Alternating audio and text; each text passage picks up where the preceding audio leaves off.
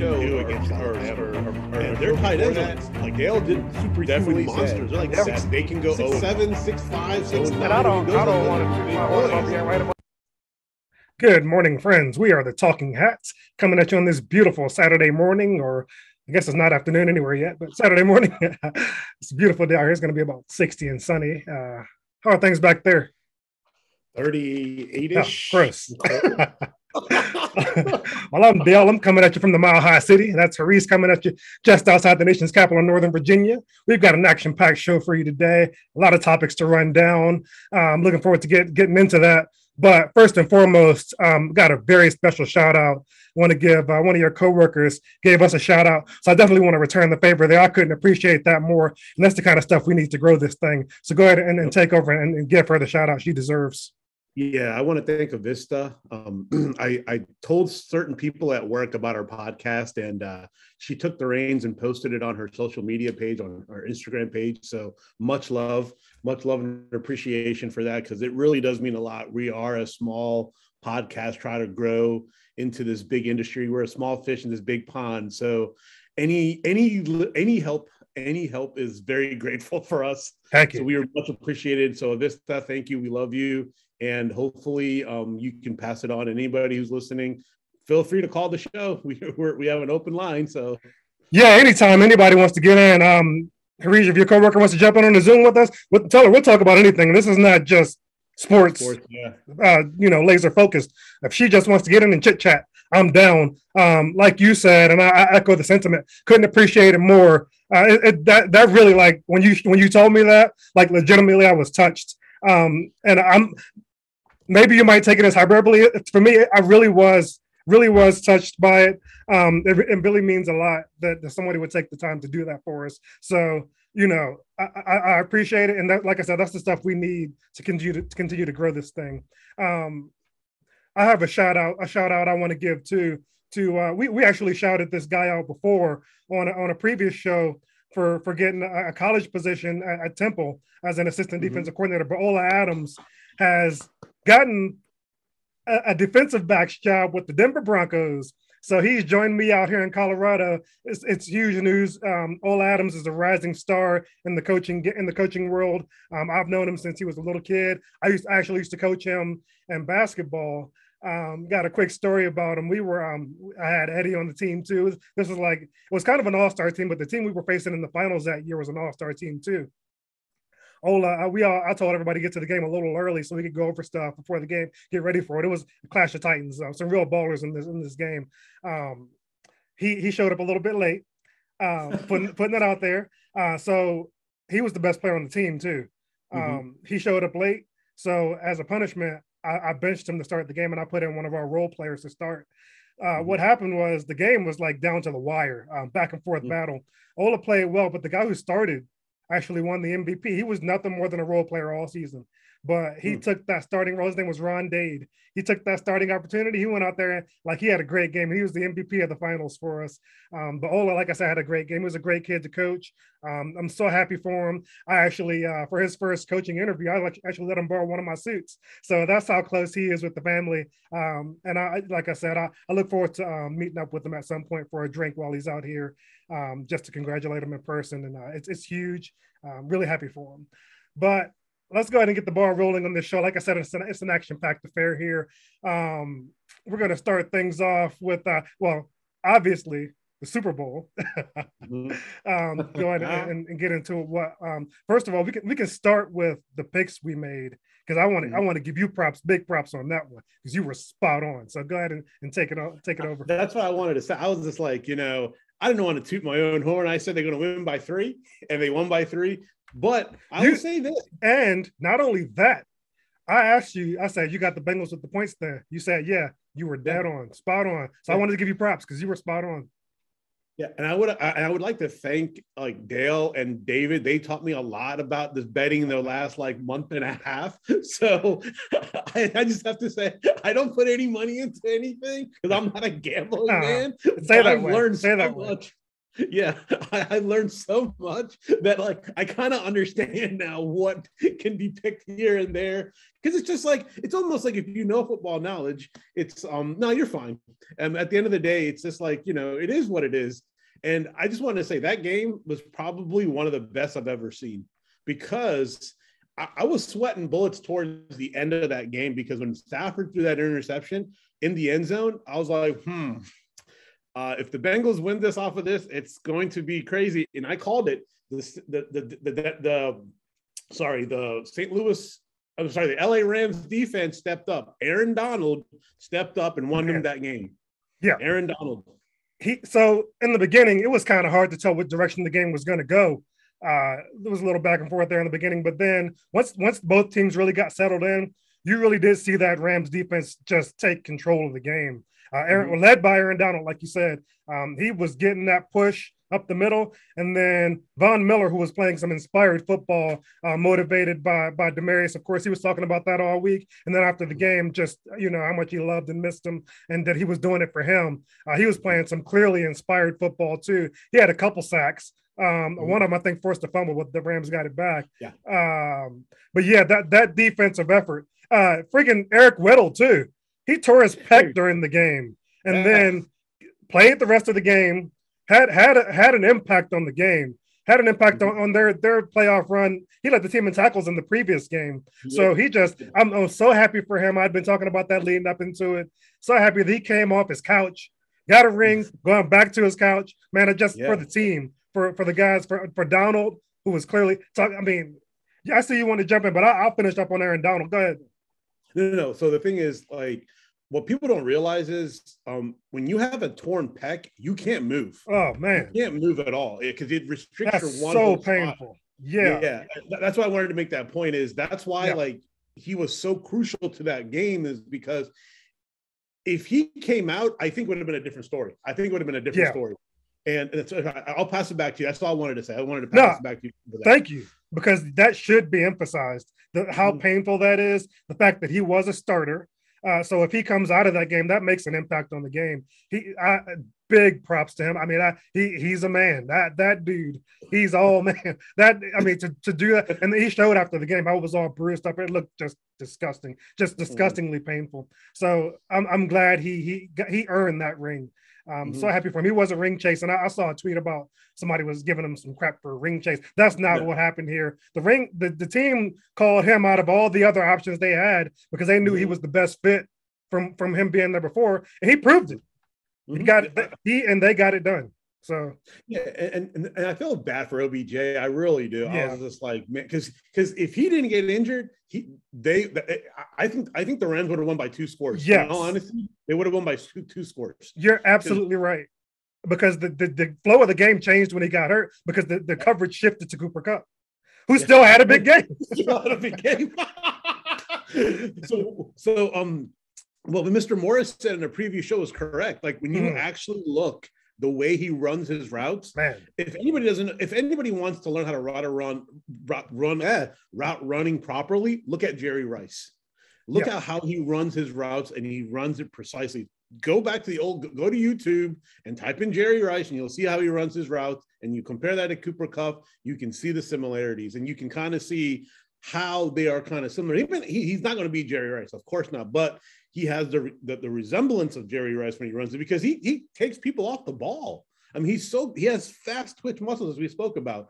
And I have to give Stafford his props. He did fun. It was like playing catch in your backyard.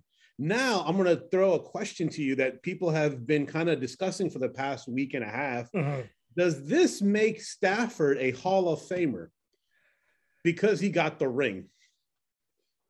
I don't think so. And I wanted to get your opinion on that first, because I didn't want to sway your opinion. I have my thoughts. And if you have different thoughts than I do, please, I want to hear, because I want to hear both sides of it. And I've been looking into some of this too, hearing both sides of the argument.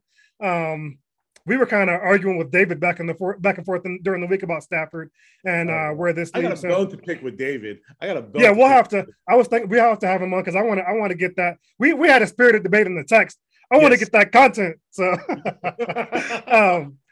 I was jokingly throwing out there in the text back and forth that the Stafford's a Hall of Famer now. Of course, I don't believe that because I'm not a fan.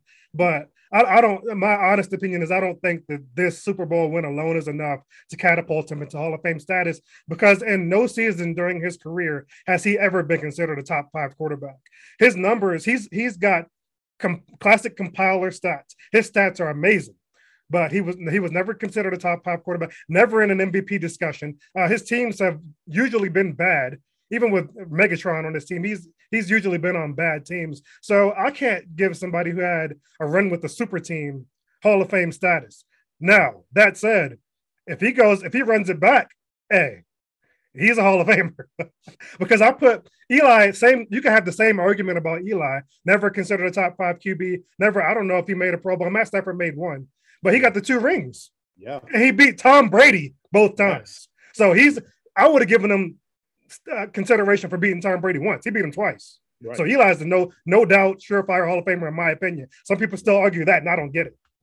Thoughts? What do you think about Stafford? See, I had a difficulty with this because people are throwing about Richard Sherman and what he was saying about the stats and how the Hall of Fame committee now is laxing on their criteria. And I think I agree with that too, because I mean, I disagreed with one of the, I think one of the sports pundits that says Russ Grimm shouldn't be in the Hall of Fame. I'm like, you're out of your mind. I mean, all the Hogs should be in the Hall of Fame. Yeah, all the Hogs should be in the Hall of Fame because when you take that era, and I'll drop it back to Stafford. This is what Grimm was a linebacker, wasn't he? Russ Grimm was the offensive guard. He was a guard for the. Oh, his son was a linebacker. My bad. His son was a linebacker. I'd met his son before too. Yeah, me too. Mm-hmm. Yeah. Yeah, and I think I met Kurt Vea's son too. I think one of those, because he worked for Leidos at one point, so I kind of run into him. Who knew? But but the thing is that during the late 70s and the 80s and the early 90s, that team football was different back then, and you had to guard against the best of the best, going from Randy White to Reggie White, to Lawrence Taylor, and it's a travesty that Joe Jacoby is still not in the Hall of Fame. He went up against, he was the only person again. Lawrence Taylor even said it from his own mouth that Joe Jacoby was the toughest guy he had to go up against in that era because he was the only person that can block him. He was quick, big, and fast. And to have Tony Baselli, seriously, the Jacksonville Jaguars guy who was injured half the time, make the Hall of Fame? What regard is that? What does he have to go up against? Same thing with Stafford. I was torn because he played on a bad team for X amount of years, but he still had Megatron and they still couldn't get over the hump, And just because you win a Super Bowl doesn't put you automatically in with the greats. Because people say, oh, Dan Marino had like immense amount of passing yards. He was awesome. And he should have won a ring because I would consider the Dolphins the old school Colts. If you look at it, they concentrated just on offense, not on defense. And he never really had a running game either. That too. So it's almost like it goes back to the thing. What will put Stafford into that echelon of Hall of Fame? I don't even think 2 rings will get him into the Hall of Fame because look at Kenny Stabler. Kenny Stabler has 2 Super Bowl rings, or was it for the Raiders? I don't think he's in the Hall of Fame, is he? I don't believe so. Yeah, and he wasn't even the best part of those teams. That I don't think he won. Even in the '83 Super Bowl, he wasn't the best person. It was Marcus Allen that won that Super Bowl.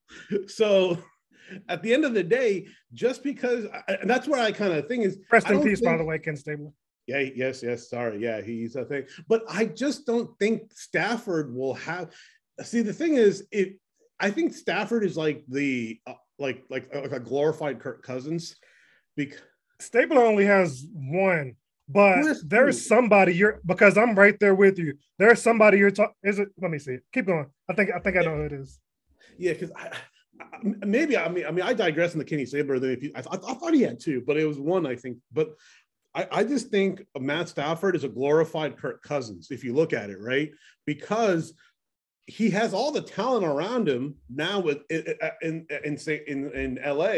But when he was with Detroit, what did he do? He padded his stats because they were so far behind. You have to throw the ball. Exactly right.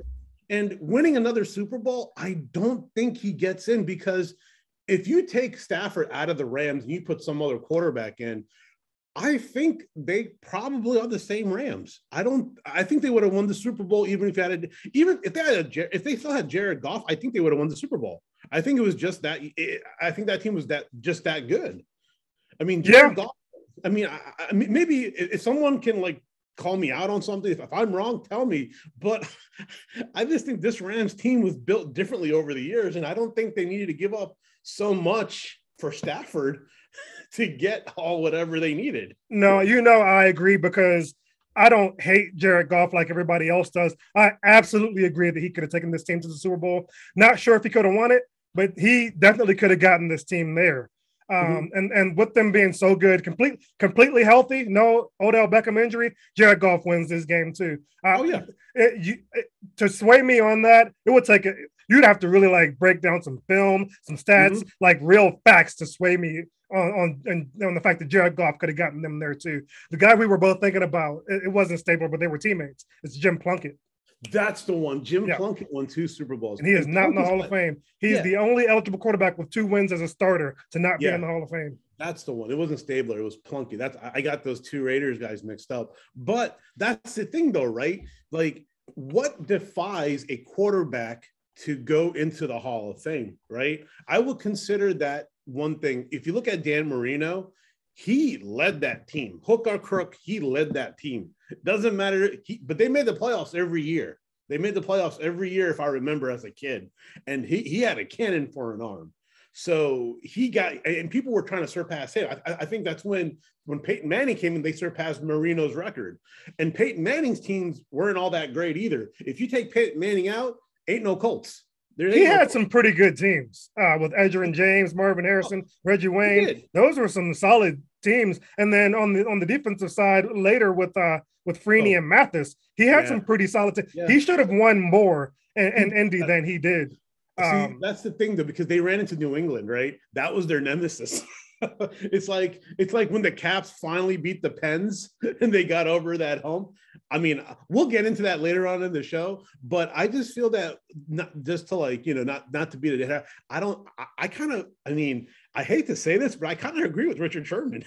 I mean, as much as I don't want to, but I think I have to, because he laid it down perfect by perfect. And I think people are too much sentimental about, oh, he won his first Super Bowl. He's like, he's done so much. He didn't, I mean, come on now. There's other people that are well more deserving than he is to go into the Hall.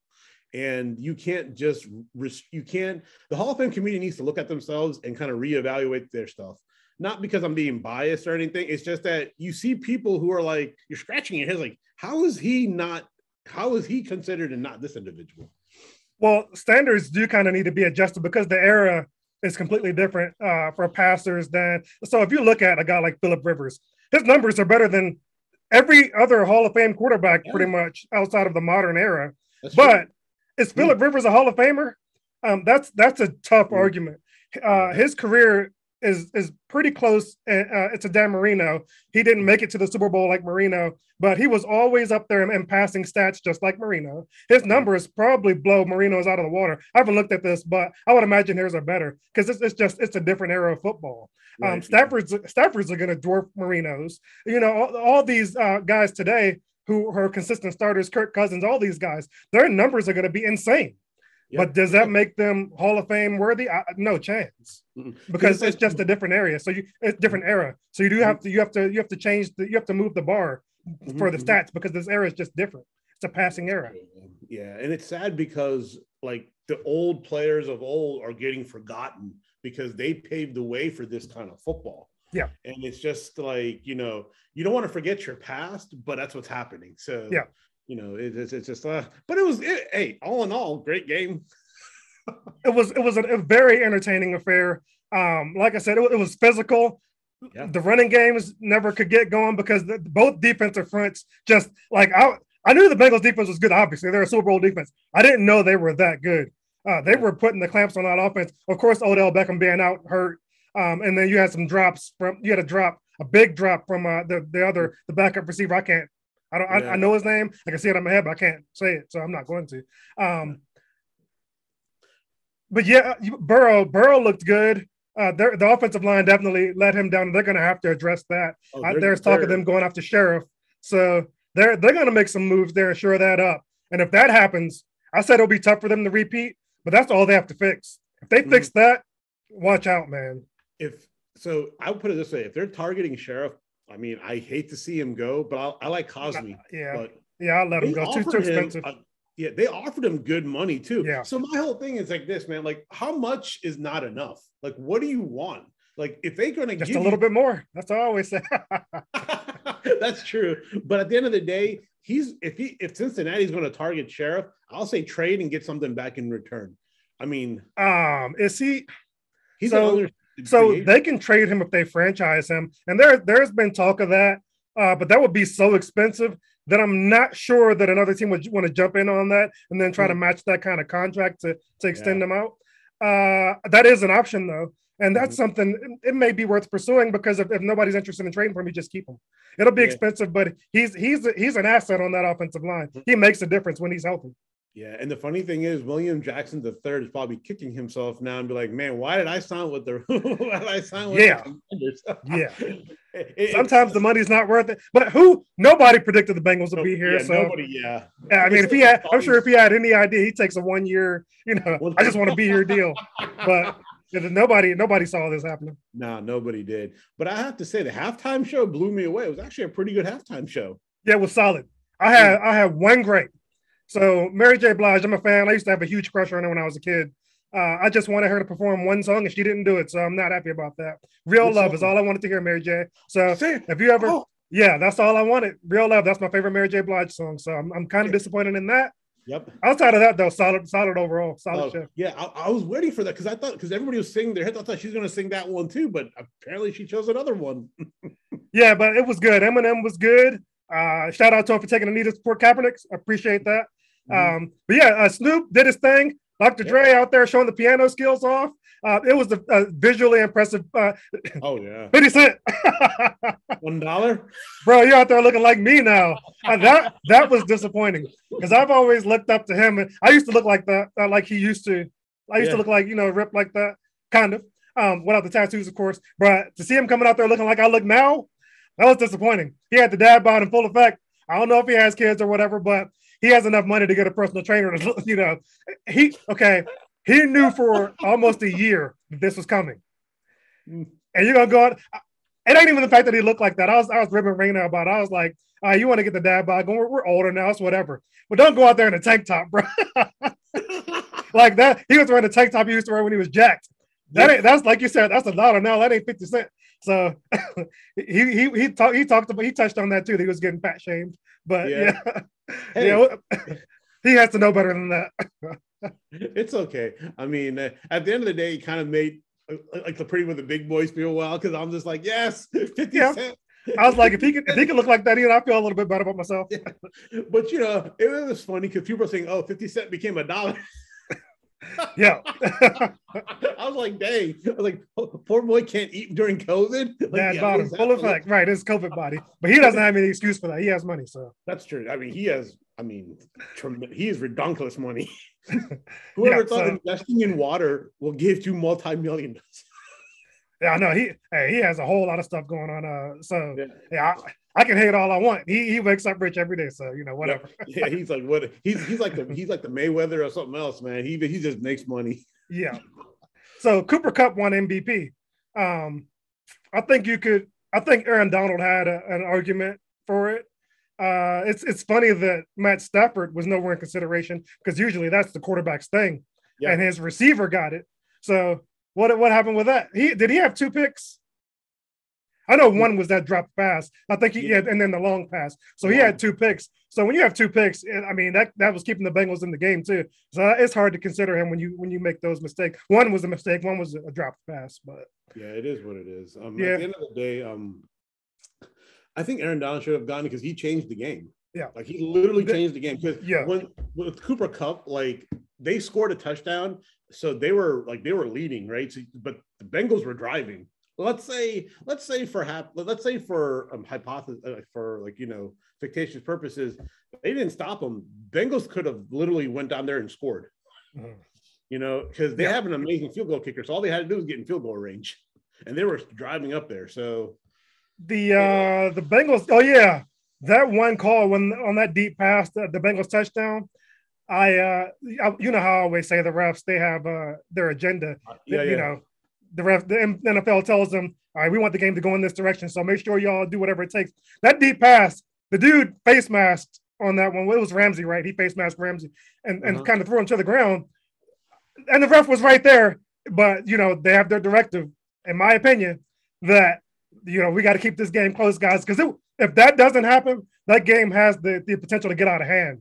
Because the Rams they had some momentum, so that was a momentum changer, and that keeps the game close, keeps it entertaining for the fans, and that's really what the Shield cares about. It's sports entertainment. If it was just a level playing field, it's a different game because of that call. So the thing is, that game, I think the refs put their whistle away at the wrong times and blew the whistle at the wrong times. Yeah. Like the pass interference call, I mean, it should have been a pass interference call on, I think it was Higgins in the end zone. So. And then because that was clearly a grab. He clearly obstructed the receiver from catching that. Even though it was great coverage, he just tugged on it, and that was clearly, so that should have been called. And also the Rams one should have been called. But they didn't call neither of them. So you're like, I was like, hey, my shootout prediction is actually coming true.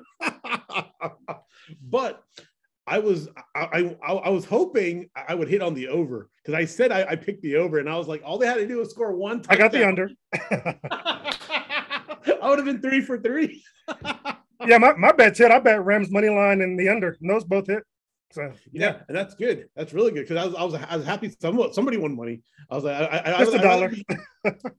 Hey, listen, $1 is a lot more than anything else. You can get stuff right at the dollar menu.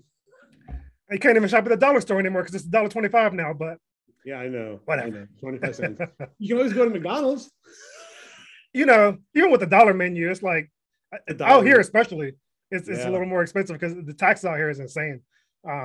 We have an 8% sales tax here, which is 8%. Incredible. Oh. That's for our municipality, for Aurora. That's what it is. So is it almost like, is it different kind of, is it almost like a different town kind of tax or something like that? Or in Denver, it's not that. Gotcha. There is still a sales tax. It's not 8% though. So we try to shop outside of this city, outside of Aurora, whenever we can, because of that. Oh wow, it adds up, man. That adds up. I bet you. Yeah, 8% is crazy. Like, so I didn't know. Crazy.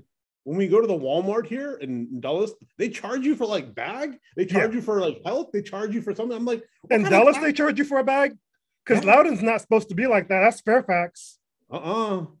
They start charging for bags, bro. Now, if they're doing that, that's a Walmart thing, because that just changed too in Fairfax. That just changed. Loudoun doesn't have that. So if they're doing that, that's them. Oh yeah, believe me, that's bro. Dirty. Like, I was like, what the heck is this? But for the longest time, I didn't realize how much like taxes we were, because it's like a 2 tax line. Yeah. Yeah, you got county taxes, you got state taxes. I mean, whatever. If you live in like a town within it, there's town taxes. There's all kind of stuff going on. They're going to get you every way they can. That's why you got to be cognizant. If you care like I do, you got to be cognizant of where you shop. And look at those receipt lines. Look at all those. That stuff adds up, man. I'm not being a cheapskate. That stuff adds up. Once I started noticing that, I'm like, okay, I think we need to start like shopping smarter and going to places where it doesn't charge that much, or even have to drive. It'll be just a trip. Yeah, Raina, thankfully, is laser focused on stuff like that. So she keeps when I'm not paying attention, she keeps us in line on where we're shopping and all that. So I appreciate that. Yeah, that's really good. Yeah. That's what's up. That's what's 100. So, did you keep to your diet during the Super Bowl, or did you waver? Yes. I would say, since I've known you for a long, long time, and you're my family, and I'm going to be like, and I know how big your willpower is, I will say you kept to your diet and you did not cheat. See, and I appreciate that, the consideration there. However, I got to the size I am because I have no impulse control or willpower, and that played out on Super Bowl Sunday because we had pizza. Now, I only had, I think, 2 slices, and I didn't drink at all. So no alcohol and 2 slices of pizza. Could have done worse. So I'm proud of the fact it was some frozen store-bought pizza. but it was solid. It was good. But I give myself big props on the fact that I didn't go crazy with the pizza. I did have pizza though, which is not diet friendly, but I can get back on track here this weekend. Yeah. Technically, it depends on what kind of pizza you're having. Actually, I kind of found out for the health things. If you're having a cheese or veggie pizza, it's okay. 2 slices ain't gonna kill you. But now, if you have like a pepperoni or any kind of those other kind of thing, yeah. Really, and when you're dieting, really, it's all about the calories. The problem with it is, so say you have 1 slice of pizza, and that's not bad. That's fine, and the calories aren't going to crush you. The problem with that is if you eat things you love. So who can have 1 slice of pizza and call it a day? Right. So if I'm eating pizza, I'm going to want to eat more. But if I'm eating low calories on something like quinoa, which I don't mind quinoa, and veggies, I'm going to eat whatever that portion is and not be craving more, because who craves quinoa and veggies? So that's what the difference is. Yeah, you can eat less you can eat. It's all about the calories in the end, but the temptation is what gets you. You have 1 slice of pizza. Oh, that was great. Another slice of pizza. So that's what it's all about. But I still stick to the fact that next time you see me, I'll look closer to what I used to look like. Yeah. So guess what I had? What's that? Was I on my diet or off my diet? So you kind of teased that you were going to have a thing like Mediterranean or something, or Turkish. Yeah, Turkish food. Turkish. Yeah. So sticking to the diet with that, I would say you probably did, because that is generally healthy food. Yeah, you're right. I had fish, and I forgot what I had fish, and then I had like the baba ganoush platter. I had the meze platter. But I'll tell you, man, that restaurant did it right. Like, we went to go pick it up, and she said, "I'm sorry, taking so long." Ganoush. Yeah, baba ganoush is good, dude. Yeah. Their Turkish bread. I'm sorry? Falafel? Yeah, they had 2 falafels in the platter. Yes, it was good. Last question. Do Turkish places have baklava? Yes, they do. Oh, man. I will come to that. That was the story I'm going to get into, right? So when I pulled up, it was taking forever. I'm like, I called and they're like, yeah, we had to remake the fish. And I'm like, oh, okay. So when she brought the food out, she was like, I'm sorry for the wait, is because they wanted to use old fish. And I'm like, I'm not having that. And I'm like, what do you mean? She's like, it was prepared the day before, and I don't want that to happen. So I had to remake the fish because I wanted it fresh. I'm like, okay, that's good. At least whoever did that care. That's pretty cool. Yeah. Sometimes they don't care. That's nice. Yeah, I want to shout out the Ozuk restaurant in I think it was in Ashburn. Props. And she gave How do you spell it? Hold on. Because I'd like to check that joint out. Yeah, geez. Let me find it, and I'll find it, and I'll think. But they gave us a small baklava thing for the delay, and I didn't have any because I'm trying to cut down my sugar. Oh man, that's willpower. If I see baklava, it's gonna vanish, bro. Like, so today was the only time. So I went to get my blood test done. No cholesterol, no nothing, except for my sugar. My sugar is high. But the funny thing is, I think the sugar, in my opinion, since I'm taking the blood pressure meds, I think one of the side effects is high sugar. Gotcha. So I have to talk to the doctor about like, hey, did this affect my, because I don't eat that much sugar. Well, you didn't fast either, right? I did fast. Okay. Yeah. So I didn't eat anything going into the test. So I was wondering, maybe it's because of the blood, the diabetes, not the diabetes. I mean, but the blood pressure medicine that could have increased the thing. But hey, it's here nor there. I haven't had sugar for a week, except for today when I had to get some coffee. But bro, it's hard. I'm more of a savory guy, so I don't know if you have a sweet tooth like that. I trend more towards the savory foods. Not really big into sweets. I don't like cake and all that stuff. So. Yeah, like because you and Arthur are like cut from the same cloth. Like she doesn't like sweets. She only likes particular like she likes dark chocolate, but she doesn't like all chocolate. She just likes certain chocolates. Mm-hmm. But for me, dude, I have like two of my thing is like pizza is one of them. I mean, I can kill pizza. But then candy or any sugary stuff, I'm like. Whew. Maybe it was that one, but it was. What is your one you cannot turn down as far as candy? Like, if you see it, there's no willpower, no impulse control. It's going down. It has to be like a Reese's Pieces or some peanut butter. Yeah. Reese's Pieces. Yeah. Yeah. That's just like, I mean, because Archie has to hide candy from me, and that's one of the things. I just love peanut butter stuff, man. I don't know what it is. It's just. Anything peanut butter, I'm game. Reese's Pieces are in my top 3. Top 3. Yeah. So anything white chocolate is number 1. I don't care. Probably my favorite white chocolate used to be the Nestle Crunch white chocolate, but then I don't think they make those anymore. But white chocolate Kit Kats and Twix, those are strong.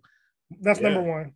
Number 2, I'd have to really think about it. Maybe Reese's white chocolate cups are solid, and then the Pieces 3.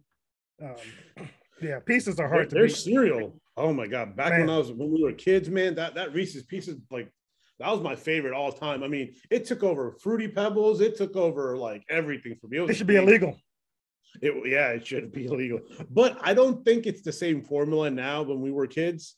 I think because, like, I remember I told you on one of the episodes, I was like, I used to love Cheetos, man. Cheetos was my go-to. I can't even eat Cheetos anymore because they did something to the formula that makes me sick. Like, I just can't eat it anymore. Wow. Like, I just don't know what it is.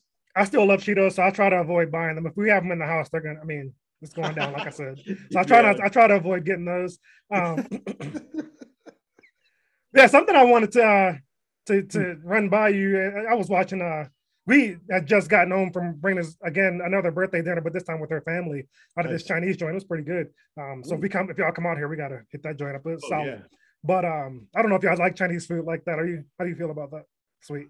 So I like Chinese food. So we'll check that out when y'all come out here. But when we got home, ESPN, I caught the end of 30 for 30, but the tuck rule. Oh, and this was something I tweeted about earlier this week. Yes, you did. Yeah, somebody was tweeting about some what ifs, like sports what ifs. And I saw that we caught the end of the 30 for 30, and Tom Brady was on there with Charles Woodson at his house, and they were talking about the game because Charles Woodson made that hit on the tuck rule game and caused the fumble. Yes. It was really a fumble. And Tom Brady acknowledges that now because, whatever, it's like 20 years later. Whoa. Time out. He actually acknowledges it now? Yeah. Whoa. Yeah, and it was a fumble. I mean, if you watch that video, it's not even close. No. The refs during the game, they were watching the replay, and still, I guess the way the rule was written then, I think they got the call right by the letter of the law. I think they got it right technically, but it was clearly a fumble, right? Even because even back then, that's when, because he wasn't in a throwing motion, right? So, like, I was going for, like, I mean, everybody and their moms were going for Oakland that year. Everybody was going for the Raiders that year. And if the Raiders had beaten New England, they would have won the Super Bowl that year. They just would have won it. And that's what Charles Woodson was saying. He was saying if we win that game like we should have, not only did we win the Super Bowl that year, they keep the team together and we run it back and we win it again. And I finished my career in Oakland. That's what he said. And then Tom Brady brought up, Tom Brady brought up a fascinating point. He said, if that call doesn't happen, there's no Tom Brady, because going into next season, the coaches look at that and they recognize the fact that I missed that blitz call. That was on me. I missed it. And I caused that fumble. They go into next year, they realize a veteran Drew Bledsoe would have caught that. Mm-hmm. And so they stick with Drew Bledsoe as the starter. Tom Brady was some 6th-round pick nobody ever heard about. He goes back to the bench, and you never hear of him again. Yeah, wow. So that's crazy, the impact that one blown call had on lives. Like, lives change. Some guys, I don't know I couldn't break down the roster of both teams, but there are guys who may have never played again because of that call. Like, it impacted layers and layers. Mm-hmm. It changed John Gruden's legacy as a coach. It changed Belichick's legacy as a coach. Mm-hmm. I mean, who knows if they ever win one? Yeah. With Drew Bledsoe as a start, I mean, that's questionable. I like Drew Bledsoe, right? Because he was leading that team, and when he got injured, it was kind of like that. But I mean, I love Brady when he was with Michigan. I saw, like, being a Michigan fan, like a huge Michigan fan, being a Wolverine fan, I saw him play, and I knew he was going to do good things in the NFL. You just know, like certain QBs are just cut differently. I mean, yes, he wasn't the tallest, he wasn't the fastest, he was just a scrawny guy. But you can build those over the years. But what you can't teach is the intelligence of a quarterback. You can't teach, like, timing. You can't teach a lot of these things that he had. But when he was with New England, he became a little bit arrogant, and that's why I kind of didn't like him.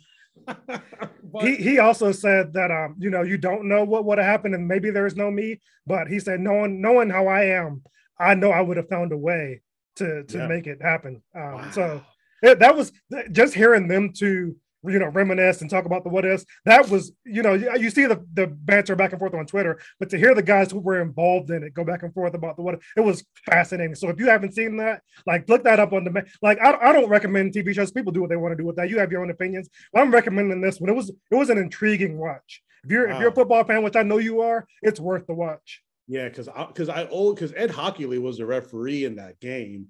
And he got bashed like it crazy. Was they were saying Walt Coleman. It was Walt Coleman. Was Walt Coleman? I thought Hockley was the referee in that game. Was he may have been an official. They didn't show him because he didn't make the call. He may have been involved because that would have been a point in his career where he wouldn't have been a lead official at that point. I don't think that was long enough ago that he wouldn't have been. But Walt Coleman was the leader of that crew, and he made the call. So yeah, did they get his opinion on why he made that call, or what was his kind of thing, or he didn't? He was standing by the fact that by the letter of the rule that was the right call. He was interviewed. He was part of the piece too, and he said he never worked another Raiders game again, which made sense. He worked 17 more years, I believe, after that. Never worked another Raiders game, but worked plenty of Patriots games. I don't know how they made that happen. That shouldn't have been allowed either, but he did. And every time Bill Belichick saw him, they showed him going up to him, shaking his hand every game, big smile on his face. And he was talking to the coaches beforehand. Oh, we got a Walt Coleman game. Like he was so happy about it. That's kind of dirty, I think. But it's cool to see that behind the scenes stuff. The league should do more of that stuff. That was fascinating to see. It's just so you bring up a great point about like how one like kind of mishap led to different kind of butterfly effect. Right? It's a butterfly effect. Not even it's a butterfly effect. Like it's almost like if Michael Jordan didn't hit that 3-pointer against Cleveland, what would have happened? And if Lenny Bias didn't die, we'll get to that. We'll get to that tweet. Yeah. If Lenny Bias didn't die, you think would Michael Jordan be even in the consideration of 6 rings? I don't think so. No. Because if people don't know who Lenny Bias is, he was from Maryland. Always, his dad still rocks a lot of Marylanders to the core. If you followed his career, it was just an unfortunate incident. My mom still thinks he was like drugged, like he didn't take cocaine. Someone drugged him on purpose. But I'm like, no, Maryland was notorious for drugs at that point. Well, your mom's not crazy because there are all sorts of conspiracy theories about this. This was a huge story. I remember it as a kid. I was what is that? That was 86, 85. I think. Whatever it was, I was like 5 or 6. I remember it like it was yesterday. Because he was a huge figure in the area. I remember being a kid. I was so upset when I heard that, man. But in case people don't know who he was, go YouTube this dude. He was LeBron James's build with a Jordan-like game. And the ACC championship will tell you everything you need to know when you went against Michael Jordan that year. That's all you need to know. Just type in Len Bias. And because there was I think when the 30 for 30 did on Lenny Bias, when they did on Len Bias thing, they were saying that what if he didn't do this? Would you be more Bias jerseys and Jordan jerseys? Would he be like the face of the NBA more than Jordan? And the problem is it's a what if scenario. We don't know, and that's the hard part because in all honesty, Boston would have been Boston, man. That team was stacked. He was drafted to a stacked team. That team, it would have been so dominant into the 90s. Jordan may have gotten his championship eventually, but it wouldn't happen in 91. It would have. Nope. I mean, maybe the third team that won it, maybe that one wins it and he gets 4. But they don't, and especially being in the East, they don't contend with the Celtics with him. No chance. And not until Bird retires, which he did in 92. Yeah, I think 92, 93. That maybe levels the playing field a little bit, but Bias and Bird and all, no chance. Yeah, and also Bird's back would have been like, because Bird didn't have to take so much of the grunt. Like, it was so like that. So that would have alleviated a lot of stuff, but his back was already gone by then anyway. Yeah. But at the end of the day, he was still a shooter. I mean, Jesus Christ. Can you imagine Lenny Bias, Larry Bird, Robert Parrish? I think McHale was still on that team, that Boston team. I mean, so that might not be the biggest what if ever, but that's one that I still think about, which is crazy. 35 years later, I still think about that what if, man. Yeah. Because I just wanted to see him play in the league a little bit. Maybe not even the whole career. I just wanted to see what would happen on that team. Can you imagine the dunk contest? Yeah, he was a power dunker too, man. Yeah. Yeah. I mean, he was like, what? I think he was taller. Was he 6'7"? He was 6'8". 6'8". 6'8". Yeah, he was taller than Jordan by 2. He was like 6'8", 230, 240, something like that. He was like LeBron build. Yeah, 100%. Massive wingspan. Yeah. And he would have been better than LeBron. I mean, hands down. Because Len Bias could shoot, he could dunk, he could pass, and he can defend. Solid all-around player, definitely. Oh, all-around player. And including the three-point line, can you imagine how many points he would have had? I don't know if you would know this off the top of your head. I'm going to look it up while I'm asking you. But who was the number 1 pick that year? In what draft? Len Bias's draft. Oh, the number 1 pick? He was number 2. Who was number 1? Oh, gee. Oh, it was, this was what, 80? Fudge crackers. This was 86. 86. It's not something that should jump out at you. He had an injury-plagued career. Great player, though. Great player.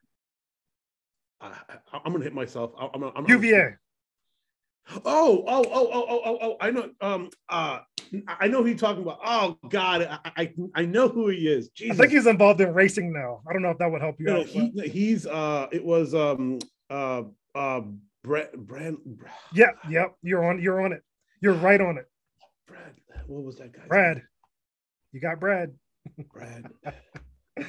Brad Daughtry. Man, I'm Brad Daughtry. Yes. Yeah, he was a great player, but injuries took him down. Great player. And the greatest thing is, if you look at it, like it's the butterfly effect. Yeah. One thing, an unfortunate incident spun out into this because we have no idea what would have happened. You know, we can just speculate. Same thing with the Raiders, right? That's why it goes back to that is, even if the Raiders did it, who knows if they would have won that Super Bowl, or who knows if they would have won back-to-back. It's just speculation. I mean, they had a great team. I'm not saying they didn't. It's just that we just don't know. And it brought in a lot of players because we probably wouldn't know who Teddy Bruschi was, or even, like any of the linebacker crew. Like who's the coach? Mike Vrabel. Yeah. We wouldn't even know if those guys even existed if they would have lost that game. So history has it's kind of crazy how things play out, you know, with one kind of incidents. If we go down the list of what ifs, like you could do a whole show about that. What if Derrick Rose stays healthy? What if Greg Oden stays healthy? Like, what if the Blazers pick Kevin Durant? What if the Blazers pick Jordan? Like so many things we could. If the Rockets pick Jordan. So the sport, right. So the sports what ifs, like you could go down a crazy wormhole with that. But we can how about let's do some you want to do some quick NFL offseason talk? Yeah. Talk about the commanders. Talk about the Commanders. That's still talk about yeah. Like when you first asked me about it, I was like, yeah, starting to grow on me. But as I keep saying it, I don't know, man. It is what it is, but I don't know. Yeah. It's just, it can be used in a good way. It can also be used in a bad way. So I'm not going to say my jokes on this podcast because this is somewhat of a kid-friendly show. We would like to have children watch our show as well. That's why we try to keep the profanity to a minimum. And the jokes that are running through my head, or maybe can be an offline show sometimes. I think Go Commando is clean. I mean, everybody knows what it means. That's a clean. Yeah, Go Commando is clean, but I was thinking something completely different than that. But whatever it may be, with the allegations against Dan Snyder kind of peeking his head, and if they're really considering the ownership of voting him out of the league, that opens up a Pandora's box. One of my friends texted me, is like, it'd be good riddance to see Dan Snyder go. And I'm like, well, be careful what you wish for, because if the new person that comes in here, guy or girl who owns this team, they can be a lot worse than Dan Snyder. You don't know. I mean, you know what you have with Snyder. At least, 20 years of badness, it's that bad. Be careful what you wish for, and grass is greener. Those are sentiments that are, it's fair to add that into pretty much any scenario. I can't add it into this one though, because I don't think it can get worse than Daniel Snyder. I don't think it's possible. I think any kind of change at the top for the Commanders, it's well overdue. It's necessary, and things could only get better. And I'm wondering if Robert Smith, the former chief executive BET, he founded the network. He's a billionaire, many times over.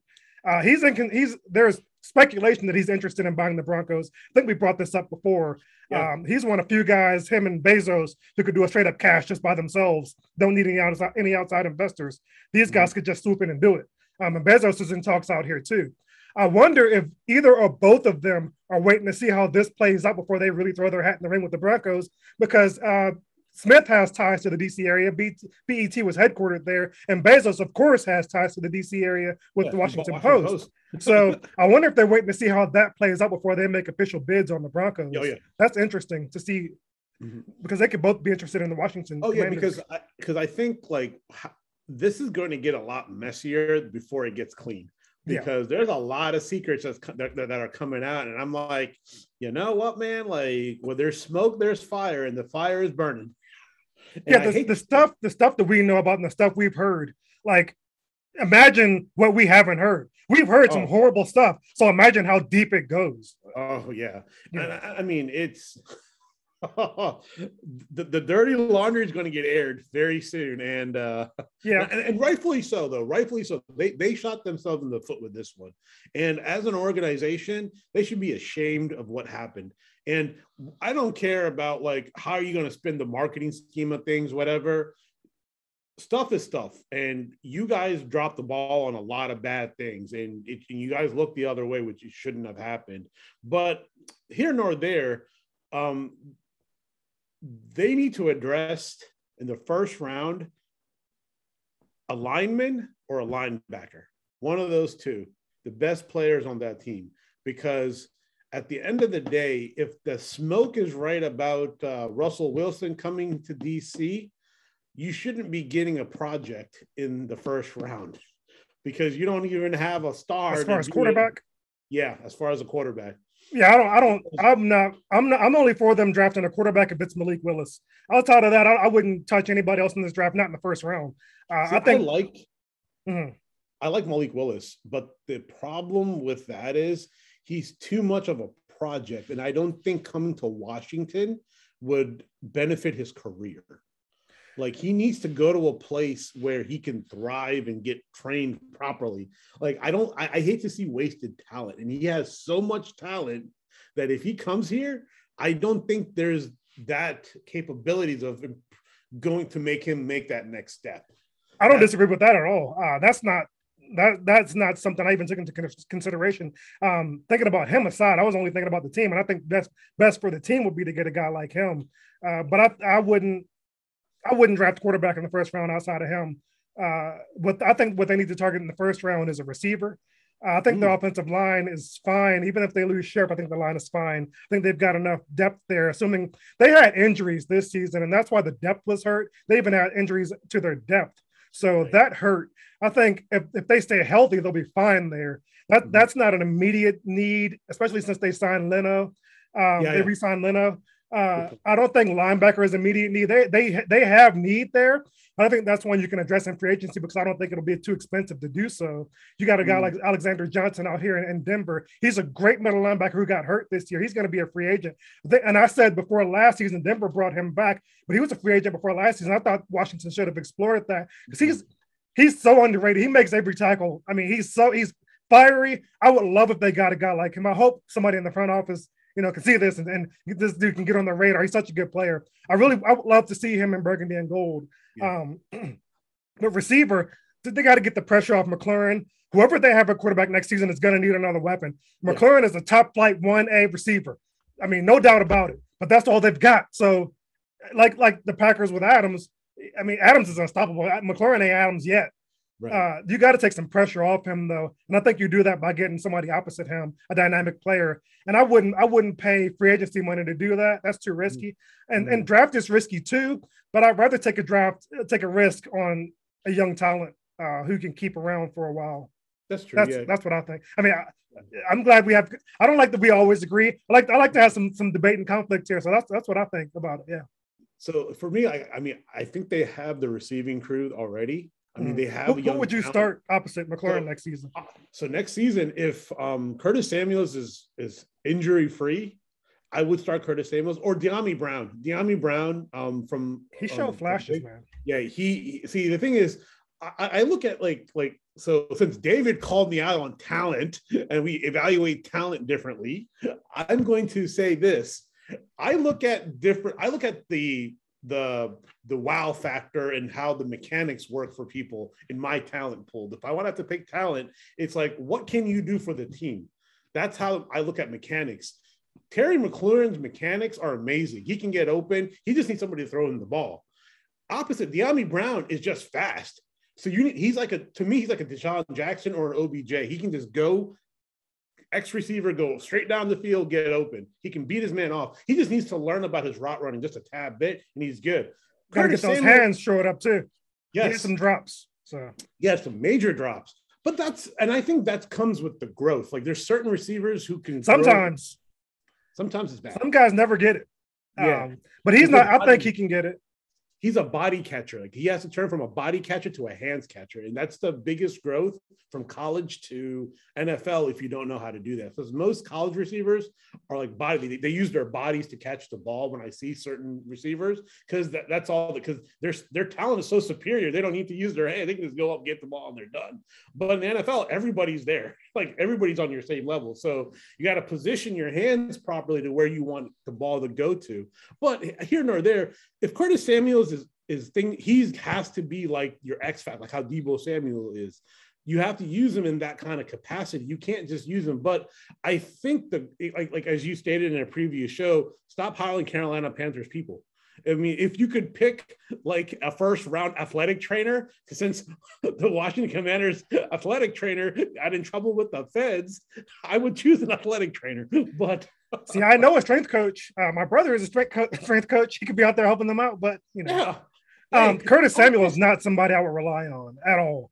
I can't after fool me once. I'm not going to give him a second chance to fool me. I can't count on him. Of course, he could be the guy starting opposite McLaurin. He was supposed to be, but he wasn't there all season. Even when he came back, he was hurt. Like I can't hang my hopes on that. I give people two chances, right? First chance around with the team, okay, fine. Second chance, if you don't do it the second time around, that means the problem is you tied up so much money in him. You have to utilize him some way, shape, or form. He has a good contract, but it's not one that's going to hamper.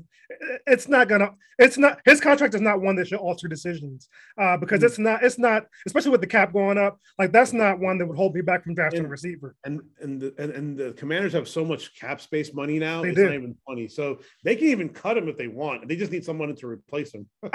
Like you were saying, Carolina used him in kind of a Deebo role, and he can have that role on this team if he can, 5 out of 17 games or so, that's fine. But I would count on him for 5 games and that's it. I can't game plan around having him. If he's there, that's a luxury. If he's not, you were expecting that. So that's how I would approach going forward with him. So you're going to hate me for saying this. No, you speak your mind. That's what this is all about. So I follow Darius Geis on Instagram and everything, right? Like why? Because I thought because when he first came when he first got drafted, I was like, hey, look, we finally got a running back that's actually kind of good. After all his supposedly legal trouble, because they dropped the case. Yeah. Somehow, I think it was hush money, in my opinion. They just kind of hushed it away. But here nor there. I'll be inclined and considering to bring him back. No chance. No chance. No, that's toxic. No chance. He's definitely not a need. That's true. No, that's true.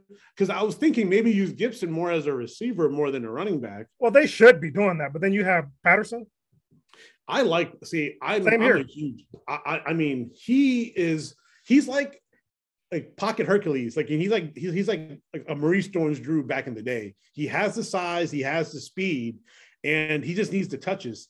And if he gets the touches, I think he'll be a better acclimate into it. So they have a solid core of running backs. I just threw out Darius Geis. I just wanted to give him some love a little bit, but I don't like but I know he's completely not a good person. But it was just like I don't care about that stuff at all. He wasn't good. And he was Mr. Glass. Like he could not stay healthy. Yeah, that's true. Yeah. I think I just have maybe I'm looking too much into I see the skills in a person. and I can see like, okay, this guy can do so much, but I don't take into consideration the other factors. Like, okay, this may be because I look at things differently. I have a different eye for the game than most people. I'm like, oh, if you use this guy over here, he's better at this position than he'll be at this position. Because I think Terry McLaurin can play a receiver, can play on the ends, like the X and the Y. We also can play the Z when it goes into like the slot receiver. I think he can play slot. No doubt about it. He could, but guys are leery of doing that because that affects their money. Once you start playing in the slot, if you get entrenched in that spot, which he probably would because he would be so good at it, he's not going to get paid like he would an outside receiver. So no, but what I'm saying is like game planning, right? If you're going to game plan, right? Like his main role is going to be like towards the ends, right? Like, but not a slot. But let's say on a certain team, like you're going against a certain team, you're like, let's move them over into the slot and just burn up their linebackers because you know you can do it. And then you move them back out. Like just make him like be a chess piece, or like a rook. You can move them back and forth. So then that way it confuses your defense. And well, that gets into Scott Turner's creativity and imagination. And I haven't seen. I mean, I guess it was fine in Carolina because they were using McCaffrey more creatively, but I haven't seen any inkling of that here in Washington. It's been a pretty drab and boring offense. I'll give him the benefit of the doubt going into next season because they haven't really had a quarterback. I'll give him a little bit of leeway on it, but if things look the same next season, I mean, that would be a move I'd be looking to make it. I mean, it's just their offense is so boring. But he's handcuffed by not having a quarterback. So yeah, I mean, at the end of the day, like if they don't get one, they're saying Taylor Heineke will be starting quarterback. I mean, I was high on Taylor. I mean, I like what he brings to the team, but he won't like I say he has the it factor. The problem is that it factor only gets him to like he doesn't have the it factor. He just has a it factor. I'm gonna say I'm not going to say there's no chance. If I'm in charge, there's no way he starts a game for me next season. And if that happens, then I'm doing it because I know I'm getting fired. I mean, so I don't care at that point. But there's no way he should start a game for this team next season. No way. No chance. I don't think. So let's look at it this way, right? Since now there's a lot of rumblings and grumblings going on in Green Bay they hired Aaron Rodgers' old quarterback coach on the team. Do you think that still makes him want to stay in Green Bay, or jump ship and go to Denver because the OC is over there now as the head coach? I don't think that has anything to do with it either. And there's speculation about him and Shailene Woodley breaking up, and she has a house here in Boulder, and people were saying that's the reason he wanted to come here. I don't think that's it. I think he wants to come here because it's a well-built team. This team is Super Bowl ready. They are really, like last season, their defense was so good. They have great pieces on offense. Their line is great. Their receivers are great. 3 great receivers. They have a good tight end. The only thing missing was quarterback. I think he thinks he's that piece. I disagree, but I think he sees what this team is. He sees I think he likes having the quarterback in charge in Elway. I think they probably have a good relationship. I'm sure they've spoken. Can't say that officially, but I think having the coach here, the former head coach here, helps. You know, I think they did it to have him land in a comfortable spot, but I don't think those are the reasons he was considering Denver. I think he wants to be here because this team is ready. Makes sense. Yeah, because now with Lance, who's behind Aaron? Lance. Jordan Love. Yeah, Jordan Love. Sorry, why am I thinking Lance? Trey Lance. You were probably thinking about him. Trey Lance from the 49ers. Jordan Love. You think they brought in his Rodgers' old QB coach to help Jordan Love to improve on his stuff? So because they know that he's going to leave and they need somebody ready for next season. Well, I think they know that it will definitely help, but I do think they made the move hoping to convince Aaron to stay. But I think his mind is already made up. The thing is, the Packers benefit by waiting until June 1st to make the move to officially let him go. Due to cap implications, that they can spread the hit out over 2 years as opposed to one if they wait till June 1st. So there may be some delay in that regard. We'll have to see how things play out. If Denver wants to go ahead and pull the trigger sooner and maybe offer some cash considerations or something to make it happen sooner. But I don't think we'll see any actual movement until around then. But I'm not. People are speculating about where he's going to go. I'm not. I already know. I'm locked in on it. I don't have any doubts about it. And it's not a want. I've seen how things have been playing out. It just all signs point in that direction to me. Yeah, because it has to take a miracle for Aaron Rodgers not to go to Denver. It has to be like some backroom deal and be like, hey, you know what? We will listen to you finally. But the problem is they listened to him and he didn't do anything. So at the end of the day, it's he's still salty that they drafted Jordan Love instead of getting him some help. He's mad about that. He thought that showed that the team wasn't committed to building a winner. And it's hard to argue that. Well, the only reason I say this is you have to draft your successor after the successor is done, though. You can't be because they say the quarterback is the prime position, right? Yeah. So if Aaron Rodgers, he has another 3-4 more years left in him, let's say, right? After that, who you got? You have to have somebody waiting in the like Aaron Rodgers should know that because he was waiting in the wings for Brett Favre. So he has to understand that. Yes, it's like, okay, I'm your main guy and you should be looking after me. True. But at the end of the day, they need somebody for that as well. Like, even though they waste, I wouldn't say it's a waste of a draft pick because I like Jordan Love the way he plays, but you need to have somebody in there just in case if Aaron leaves. If he goes somewhere else, who do you have? And you have to have somebody you're comfortable with. And I think what they did, it was the right thing. But they had other opportunities to draft and trade. So at the end of the day, it's up to the GM. It's not like, he didn't make the moves. Yeah, and see, I definitely don't disagree that you have to have somebody in there developing for when Aaron leaves. But he hadn't made any noise about wanting to leave or wanting to retire or anything when that move was made. I think in that draft, they could have drafted somebody in the later rounds to sit behind Aaron Rodgers, and Aaron Rodgers not saying these guys a threat would have helped develop this dude. But you're drafting a guy in the first round when you've got a franchise quarterback. That's a bonehead move, and that's why he hates that Gutekunst. He hates their GM, hates him.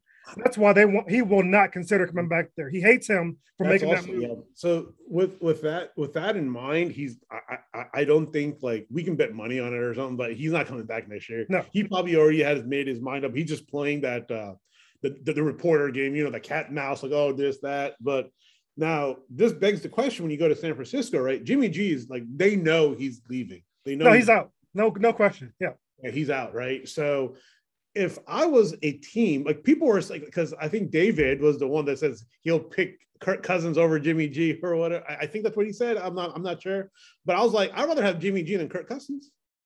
But that's just me because I see what Kirk does. He just pads his stab. Jimmy G can lead a team. Kirk can't lead a team. I'm sorry. Like, I don't care what you want to call it, but Jimmy G, that team loved him. They wanted to win for him. Unfortunately, that didn't happen, and they were very sad. You can tell the players were very upset that he couldn't go to the Super Bowl.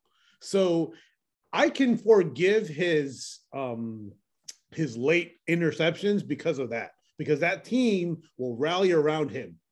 I don't think like a Kirk Cousins type quarterback, that kind of mentality, a team can't rally around. It just doesn't happen. And if Jimmy G comes to Washington, I'd be like, hell, we have a solid quarterback. He's going to give you your ups and downs, but he can get the ball to Terry. He can get the ball to anybody you want. It's just if they can fix his interception stuff, heck. Yeah, and I don't disagree. I like Jimmy G, and I've advocated for him coming to Washington. The thing is about Kirk, I think Kirk can be an elite quarterback. I think he can be a top 5 quarterback in this league in the right system. So if San Fran, they're not going to do this at this point. They would have done this before he went to Minnesota and stunk it up. Mm-hmm. But if he were in that offense, he'd be a top 5 quarterback because it wouldn't be all on him. But he can make throws that Jimmy G, he makes bad throws and throws interceptions, but he is also a little more hesitant and conservative, where Kirk is a slinger. Kirk will throw. He will throw. He's not bashful. And in an offense like that, sometimes you need a guy to go out there and do that. But most of the time, it's going to lean on the run. And I think he would thrive in Shanahan's system. I think he would thrive with more rollouts and bootlegs because in Washington, running that kind of scheme with Shanahan, he looked great. Gruden's scheme was different. He put up good numbers, but the team didn't have any success. I think they made the playoffs once. Yeah, once. So in Shanahan's system, though, and McVay's system, I think Kirk's a good quarterback. I think Kirk is every bit as good in that system as Stafford is.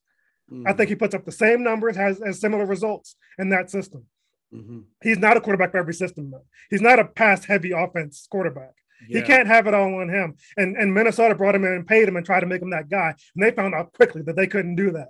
They went to games where they were hiding him completely leaning on Dalvin Cook. And it's too hard to run through a regular season completely doing that. But in the playoffs, if they can make it, that would work.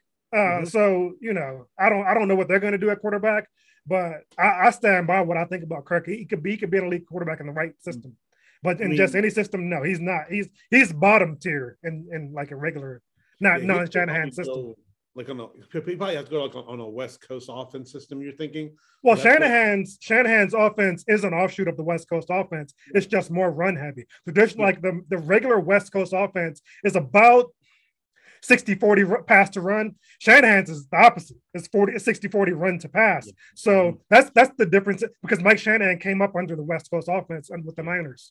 He won a Super Bowl there as an offensive coordinator with the Niners. Then he went to Denver and put his own twist on the offense, going run heavy with that zone blocking scheme. So that's where all these new age offenses come from. Shanahan's brain. And he gets no credit for it. He gets no consideration for jobs anymore, even though the man is a wizard. I mean, he could still do it. He didn't succeed in Washington, but who does? So I mean, that's what grinds me, is in the sense that, like, we used to have a great team here in the 70s, 80s, and early 90s, I would put it. And now the franchise is tarnished. And it's hard because for us, like, we're the old heads. We know what this team was. And now you're just like, huh, we're not even a resemblance of the old team. So no. It's just like, because when I like to coach, I like to have like a run heavy system, because that's where everything starts. You can also you can mix in some passes, you can mix in certain things, because the Shanahan system, if you look at it, it's a complex system, but it's an easy it's easier on the eyes. It's very complex when it comes to blocking schemes. It's very complex when it comes to line calls. But when it's in play, it's very beautiful to see, because it gives the running back options to run through which hole. You just have to be patient to run to the which hole. But when the holes open up, it is beautiful to see. But here nor there, it's going to be an interesting offseason, and we'll move on to this crazy NBA that's been kind of going ping-ponging back and forth. Yeah, so we're gonna take a break here. We're gonna wrap this segment up and pick up. We've been going for an hour and 20 in this segment. I don't want to have a 2-hour show. We can break it up into 2 here. So we're gonna end this segment and then pick things up with. We've got a slew of things to run down in the NBA, because a lot of action has happened here recently. We can talk some Wizards. We can talk some Nuggets. We can talk some Caps. Definitely want to talk some hockey, because the Caps there's some, some stuff going on in the hockey world, some speculation out there that I want to get into. So we are the Talking Hats, wrapping up segment 1 here, and we'll be right back.